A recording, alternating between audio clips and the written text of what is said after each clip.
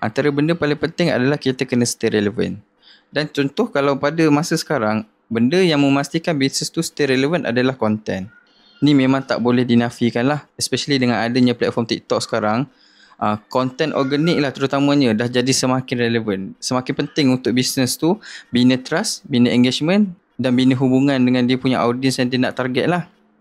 So, macam aku sekarang, aku pun nak fokus ke arah tu juga kan? Nak buat konten secara berterusan. Dan ni adalah setup aku yang terbaru lah. Aku gunakan Ace Pro 2 daripada Insta360 dan aku guna mic DJI. So, kenapa aku pilih Ace Pro 2 sebagai kamera untuk aku buat konten?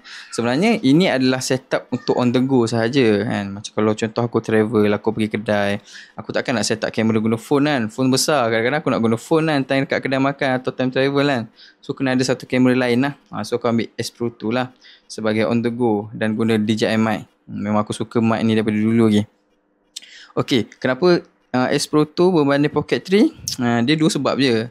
Satu, Ace Pro 2 ni dia lebih kuat lah kata. Dia tak fragile macam Pocket 3. Kalau kau dia jatuh ke, kalau lempar dalam air ke, tak ada masalah. Kalau tak nak bagi calar, kau letak je metal case. Satu lagi, view. View ni maksud aku sebenarnya lens dia lah.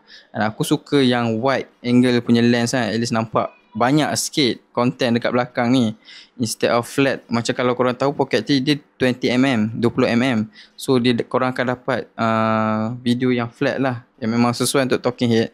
Tapi macam Insta ni dia agak wide lah angle dia kan. Okay je, at least kalau nanti aku nak buat untuk content TikTok, just crop je lah. Macam sekarang aku crop je lah 9:16. So kepada business owner, service provider, sales advisor, buatlah konten sebenarnya. Itu adalah salah satu cara untuk korang stay relevant. Iklan berbayar, betul. Buat iklan berbayar. Tapi kalau iklan berbayar sahaja, agak susah lah untuk korang stay relevant tu. Kenapa kena ada konten ni? Sebab dia sebenarnya kita nak bina trust. Bina trust, bina engagement.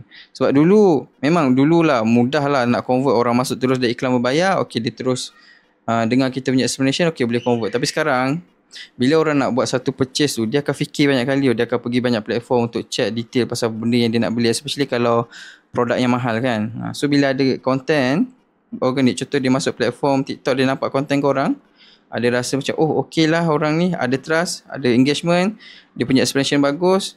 So kemungkinan untuk dia close tu lagi tinggi. So kepada business owner, service provider, sales advisor dan sebagainya, kalau korang terlibat dengan pemasaran atas talian, korang kena buat konten secara organik dan pastikan bisnes korang terus relevan. Itu je lah.